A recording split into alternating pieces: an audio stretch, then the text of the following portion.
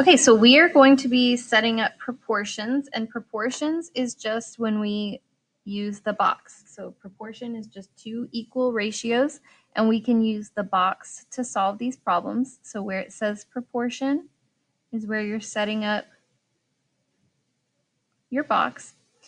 And so we're talking about how much money Maria earns. So $200, that's one of my labels, for working 5 days. So days is my other label.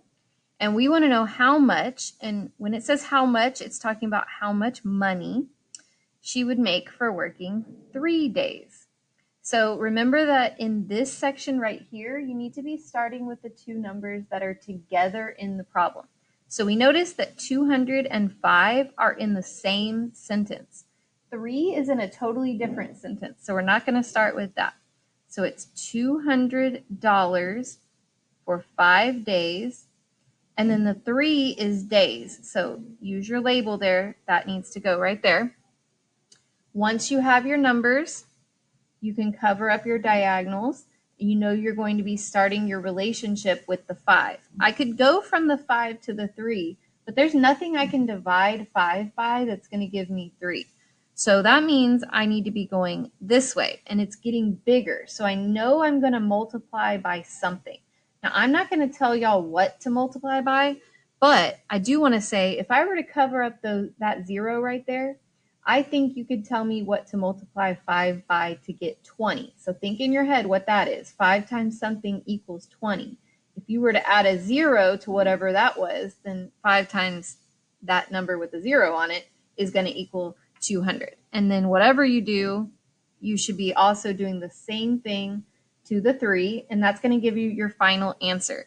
And since it's asking about money, your solution or your answer should have a dollar sign on it. But when you type that into the computer, make sure you don't put the dollar sign, just put the number.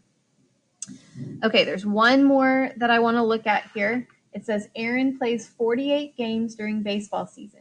If he bats at a rate, so they're giving us the rate here, of 5 runs for every 12 games, how many runs, question mark, should he get during the season? Now, they told us 48 games, but that 48 games did not have another number with it in the same sentence. So remember that when we put our numbers in, we start with the ratio or the rate, which is two numbers together in the same sentence or the same part of the sentence. So we're talking about runs and games. And again, some of y'all are going to want to put that 48 right here, but we can't start with that because it doesn't have another number. We've got to start with these two because they're in the same sentence. So 5 runs for every 12 games. And then the 48 is games.